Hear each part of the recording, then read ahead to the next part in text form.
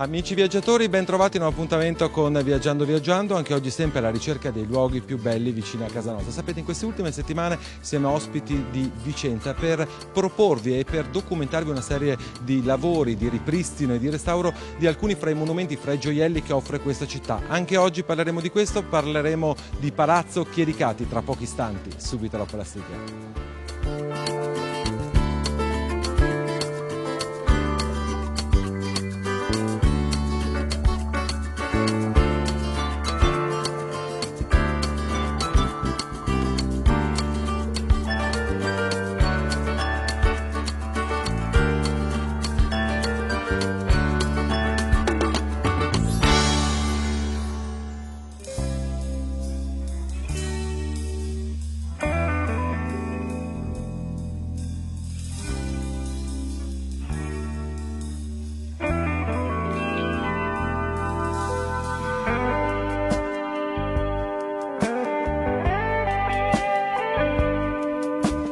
E iniziamo anche quest'oggi il nostro viaggio. Io ho il piacere di ritrovare, dire la verità, a distanza di pochi mesi, ci eravamo visti al Teatro Olimpico proprio nel corso dell'estate, la dottoressa Maria Elisa Vagnina, direttore dei Musei Civici di Vicenza. Tra l'altro, proprio da questo luogo dove ci troviamo, da Palazzo Chiericati, un anno e mezzo fa circa abbiamo avuto modo di parlare di questo palazzo storico di Vicenza, e un anno e mezzo fa parlavamo di un grande progetto. Finalmente quel progetto è diventato realtà e diciamo che quando saremo in onda ci sarà già stata l'inaugurazione. Adesso siamo proprio agli ultimi fasi di allestimento e di fine lavori. Sì, è il momento del, diciamo così, del ordine sparso che aspetta di diventare ordine composto nell'assetto finale, quindi stiamo lavorando su tutti i fronti. Alcune opere sono già in sede, altre verranno messe oggi pomeriggio. Questo cosa vuol dire? Vuol dire che il progetto di cui lei parlava in effetti si sta concretizzando, e devo dire che provo una certa emozione nel dirlo, perché sono anni e anni di pensieri, di sogni, di progetti e di duro lavoro che si stanno concretizzando in questo momento. Quando i sogni poi diventano realtà, penso sia la cosa più bella, il direttore. Vogliamo parlare un attimo della storia di questo palazzo? Sì. Questo è il palazzo dei Chiericati, una famiglia di equestre, di cavalieri, un'importante famiglia dell'aristocrazia vicentina, che commissiona a Palladio il suo palazzo nella zona dell'isola. È un palazzo che è quasi una villa per la posizione che ha, e perché guardava un tempo verso una spianata libera, verso il Bacchiglione, ed era praticamente la testata della città per chi veniva dalla strada di Padova, insomma, quindi un luogo importante. Palladio qui produce uno dei più singolari e uno dei suoi più belle soluzioni di palazzo di città, però che già respira l'aria anche della zona circostante del territorio. È Girolamo Chiericati, che aveva conosciuto Palladio proprio per la grande impresa della Basilica, lo vuole qui per il suo palazzo di città, che viene progettato nel 1550, e poi avrà una vita, e conserviamo il libro dei conti nel nostro gabinetto di disegni e stampe, quindi abbiamo proprio il documento del farsi pratico del palazzo, i pagamenti alle varie maestranze, il pagamento anche a Palladio, cioè è un libro parlante delle vicende del palazzo di allora, che però si interrompe abbastanza presto, perché alla morte di Girolamo subentra il figlio Valerio, subentrano probabilmente delle difficoltà economiche che si riscontrano in tanti palazzi palladiani, che si interrompono improvvisamente, e verrà completato il palazzo verso il 1680, quindi da maestranze forse Borrella, però l'impresa dei Borrella sul progetto di Palladio. Quindi noi quello che abbiamo è un palazzo 5 e 600esco, però di disegno e di sigla palladiana. Ecco, è diventato poi museo civico nel 1855, il 18 agosto del 1855, e il primo direttore fu allora l'abate Magrini, che riunì qui tutti nel Museo Civico vennero riunite tutte le testimonianze d'arte, di archeologia, di storia e anche le raccolte botaniche all'epoca, quindi un grande tetto sotto cui stava all'epoca tutto quello che costituiva il patrimonio civico.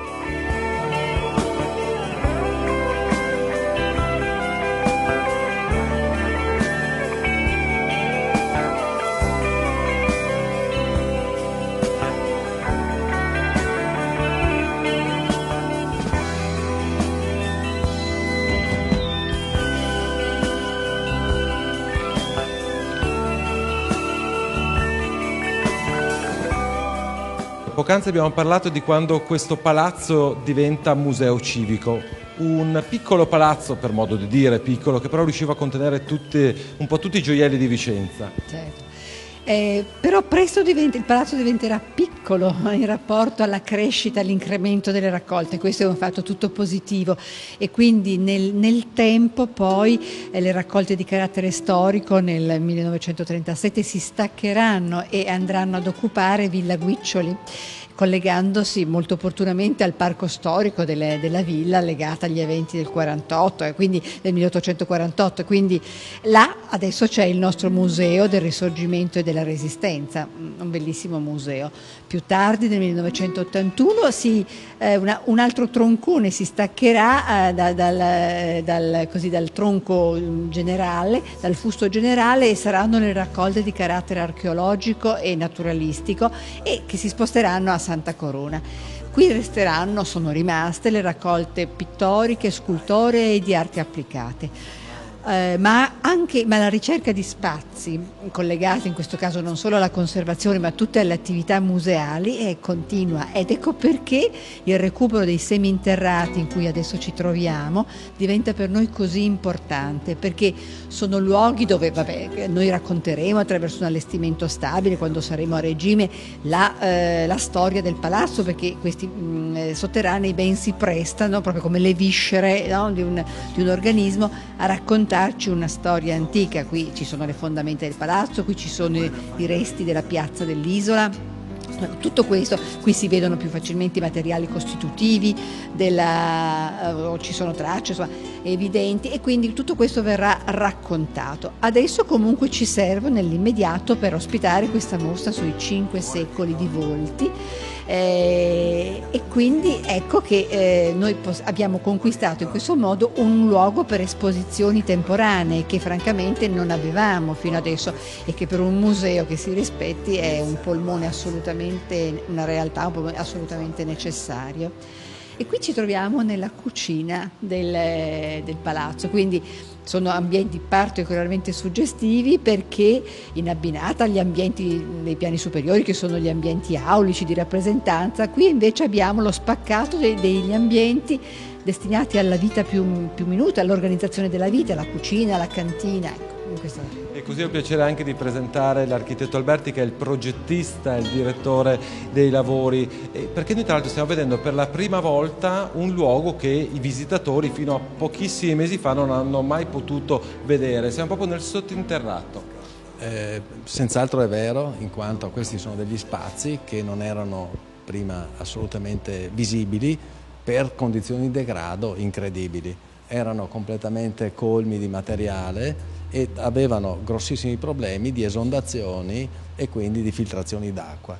La necessità di mostrare questi ambienti e di renderli a tutti gli effetti spazi museali ha comportato dei lavori, uso il termine, immani, con problematiche estremamente differenziate legate agli impianti, legate alle climatizzazioni, legate ai problemi proprio dell'umidità ascendente. Siamo sotto il livello della falda. Abbiamo studiato dei sistemi particolarmente raffinati che ci consentono di dire che sono ambienti a tutti gli effetti museali con condizioni termoigrometriche corrispondenti a quelli di un museo contemporaneo. È stato un insieme di lavori veramente difficile ed è con piacere che ci apprestiamo a giorni di mostrarli alla città, e sarà una scoperta assoluta perché abbiamo modo di mostrare che Palazzo Chiericati non è un museo ma era una casa, un palazzo con la propria vita, con gli ambienti domestici, con lo spazio dove si cuoceva. Questa è proprio la cucina, e alle nostre spalle c'è la scala che conduceva nelle sale al piano terra. Esattamente. Finalmente i visitatori potranno comprendere la vita del palazzo, perché si scenderà da una scala monumentale dove salivano i signori, ma le scale di servizio che funzionavano proprio come veicolo per trasportare cibi e vivande.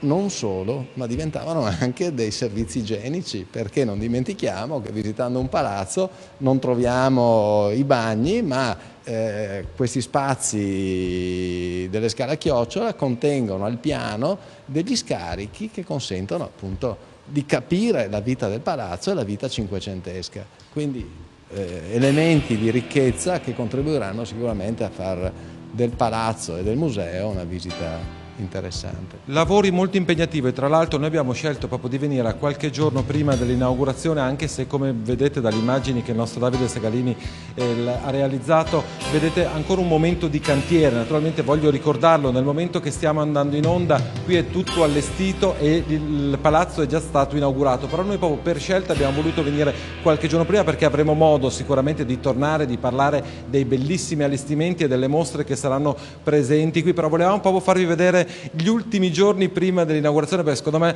si vede veramente quello che è lo splendore di un edificio, di un palazzo storico come questo. Dicevamo, dei lavori molto impegnativi, però con dei tempi che, diciamo, dal punto di vista effettivo, non parliamo dei progetti, di tutto quello che è stato l'iter, l'antefatto, che è stato molto impegnativo, però la realizzazione di lavori, diciamo, abbastanza veloce. Sì, non è cosa così comune. Non è una cosa comune. Diciamo che abbiamo avuto un'accelerata enorme dei lavori, perché l'amministrazione comunale ha inteso affiancare alla grande mostra in Basilica delle mostre collaterali come questa a Palazzo Chiericati, nelle quali esporre i volti appartenenti alla collezione e che quindi sono affini come tema alla grande mostra. E quindi nel giro di pochi mesi abbiamo dovuto pensare ad un allestimento per la mostra specifica, ma soprattutto completare i lavori che hanno appunto componenti impiantistiche che non sono solo legate ad una singola operazione, ma coinvolgono pozzi di raffrescamento, teleriscaldamento e problematiche che si interconnettono le une con le altre di grandi difficoltà costruttiva. Però la scommessa che abbiamo fatto contiamo di poterla vincere a pochi giorni. Direttore, una bella scommessa anche per il Comune, specialmente in un momento come questo, però possiamo dirlo e lo diciamo senza nessun problema, per l'autunno 2012 certamente Vicenza è il cuore culturale dell'Italia. Sì, vengo proprio da una conferenza stampa che si è tenuta in Sala Stucchi, cioè con la presenza del sindaco, proprio in cui si collegavano insieme tutti gli eventi di questo scintillante ottobre vicentino. Devo dire che verranno a coagulo, insomma si concretizzeranno una serie di iniziative partite nei tempi lontani, così con una sincronia che è veramente notevole e che farà di Vicenza, io penso veramente, possa fare, sotto la spinta data dalla grande mostra della Basilica, possa fare di Vicenza quella città d'arte che ha come, nel DNA come vocazione, ma che non ha mai completamente esplicitato. La lungimiranza dell'amministrazione si vede anche nel fatto, la grande mostra si sa è stata anche un regalo alla città della Fondazione Cari Verona, che così in questo modo completa questo grande restauro che le dobbiamo come grande impegno finanziario, però ecco, è stato scelto di affiancarlo con una serie di eventi e di iniziative che resteranno. Il museo resterà, aprirà anche un altro museo, Santa Corona riaprirà, quindi sono cose che si è lavorato per qualche cosa di stabile nella circostanza di un evento temporaneo. Tutto questo è molto bello, penso è lungimirante e io credo che possa avere veramente dei frutti. Ma anche perché questo permette a una persona che viene a vedere la grande mostra, abbiamo detto, in Basilica, ma poi può fermarsi a Vicenza, può andare a vedere Santa Corona, può venire qui, ha un'offerta turistica diciamo a 360 gradi per una giornata fuori porta o addirittura per un bel weekend in terra vicentina. Ha detto veramente le parole che avrei, è proprio così, nel senso che Vicenza potrà offrire uno splendido weekend, abbinando magari anche i dintorni, gli immediati dintorni di Vicenza a chi lo vorrà fare, perché è la città che in 3 giorni, per le dimensioni che ha, si può visitare molto bene. Ecco, ha una carta vincente Vicenza per quanto riguarda soprattutto tutte queste realtà del centro storico, sono tutte raggruppate, sono tutte facilmente raggiungibili anche a piedi e quindi passeggiare per la città fermandosi a scelta in uno di questi luoghi sarà una grossa opportunità. È stato fatto anche siccome tutti questi luoghi sono uniti insieme, parlo di tutti i musei civici a cui si è aggiunto il Palladio Museum, ma parlo anche delle realtà private, delle Gallerie d'Italia di Palazzo nei Montanari, del Museo Diocesano, che erano già stretti in un biglietto unico in precedenza, ora hanno riformulato compattamente la loro offerta inglobando anche il Museo Palladiano, e tutto questo viene offerto economicamente ai visitatori al prezzo complessivo di 10 euro, che però scende a 8 se il visitatore ha già acquistato o comunque visiterà la mostra in Basilica. Mi sembra un'offerta veramente vantaggiosa. Ecco. Per noi è arrivato il momento della nostra prima interruzione pubblicitaria, ma ci vediamo tra pochissimi istanti per continuare la scoperta di Palazzo Chiericati. A tra pochissimo, vi aspetto.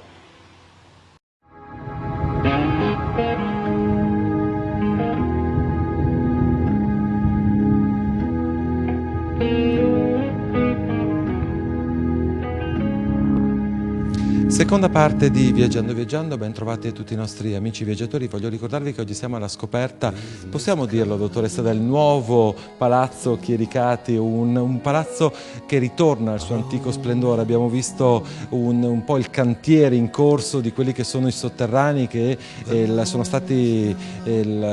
verranno presentati a tutto il grande pubblico proprio in questi giorni, però c'è stato già un bel regalo a tutti i vicentini, ma un po' a tutti i visitatori del luogo dove ci troviamo in questo momento. Erano delle soffitte abbandonate, pericolanti, come mi ha detto prima, e adesso invece offrono una bellissima esposizione, una collezione molto interessante. Sì, possiamo dire proprio, noi abbiamo battezzato il progetto Nuovo Chiericati, quindi lei ha proprio colto nel segno. Noi all'interno del tutto il complesso della Pinacoteca, che è formato di 3 costruzioni, Palazzo Chiericati, abbiamo pensato di riallestirlo come una dimora d'epoca, come è stato anche detto dall'architetto Alberti. E quindi rifunzionalizzarlo in tutte le sue parti, con un progetto museografico appunto che lo valorizza in questo senso. Invece le soffitte, le ex soffitte in cui ci troviamo costituiscono in realtà un'area a sé stante, dove abbiamo adottato un criterio museografico diverso.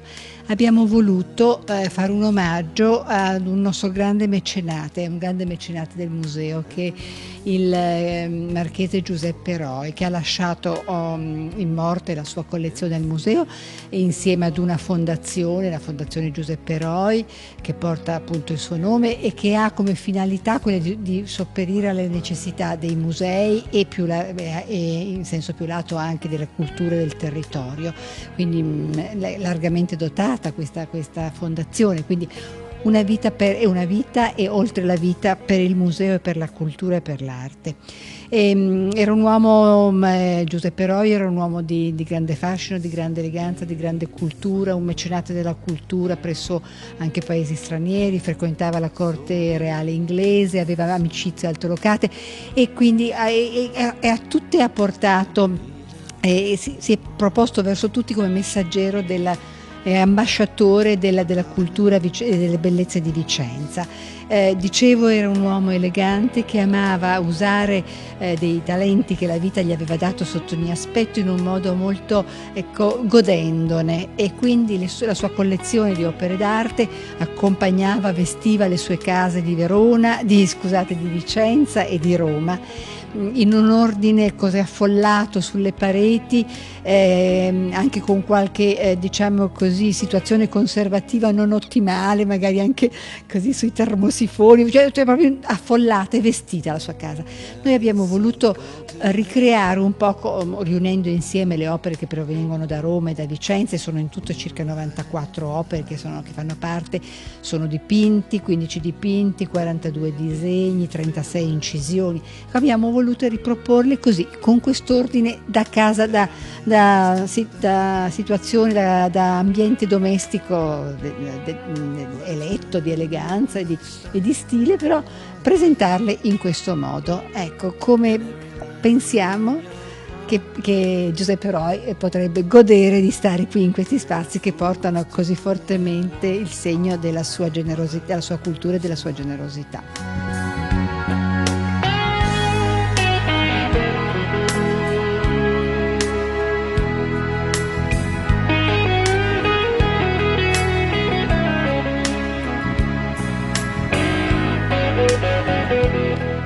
Possiamo dire che anche questi sono degli ambienti molto belli, molto suggestivi, però come diceva prima il direttore, me l'ha confermato anche lei, qui la situazione prima dell'inizio dei lavori di restauro era completamente diversa, se non drammatica.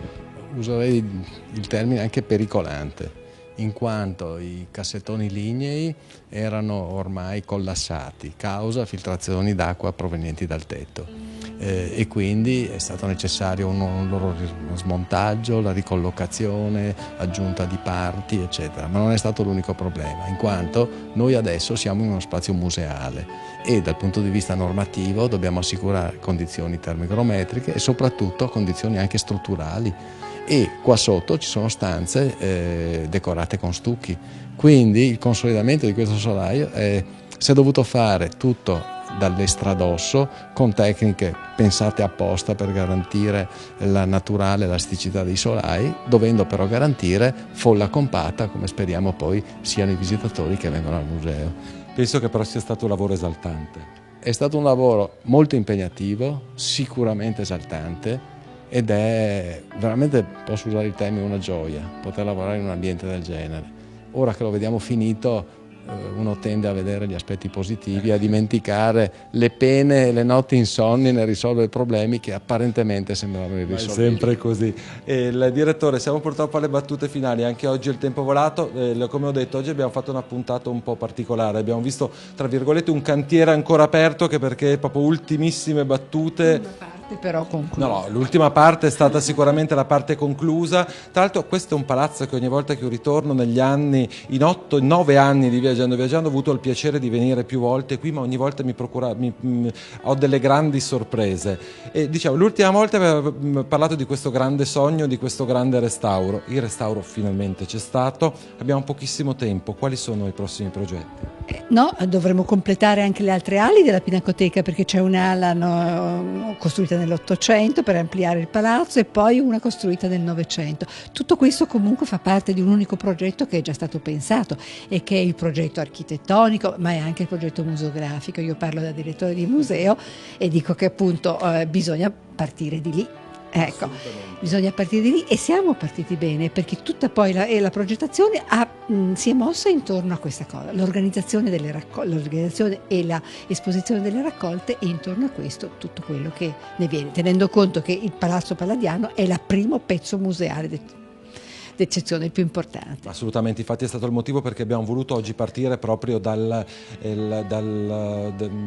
sotterraneo, e quindi che non c'è ancora un allestimento, perché già il sotterraneo in sé è un museo che... Sappiamo cosa andrà nel sotterraneo, quindi è proprio tutta una cosa, quindi non posso che dire, ai prossimi appuntamenti con qualche cosa sempre in questo grande progetto per stralci e ecco, vedrete, alla fine i vicentini avranno un museo che vale la pena veramente di essere vicino, perché sono ricchi, perché il museo è bello, e un museo che sarà degno veramente di quello che diceva Aslan nel 1933, che questa è forse la più bella pinacoteca dell'entroterra veneto. E comunque il ricordo che noi abbiamo visto un cantiere, però nel momento che sta andando in onda questa puntata il cantiere è già chiuso, è già stato inaugurato, quindi voglio ricordarvi ancora una bellissima giornata fuori porto o addirittura un weekend a Vicenza, perché in questo momento è veramente uno dei poli culturali più importanti, se non il veneti, ma addirittura italiani. Quindi venite a Vicenza, grazie ancora al Consorzio Vicenza che ha collaborato con noi per l'organizzazione, grazie direttore, grazie architetto,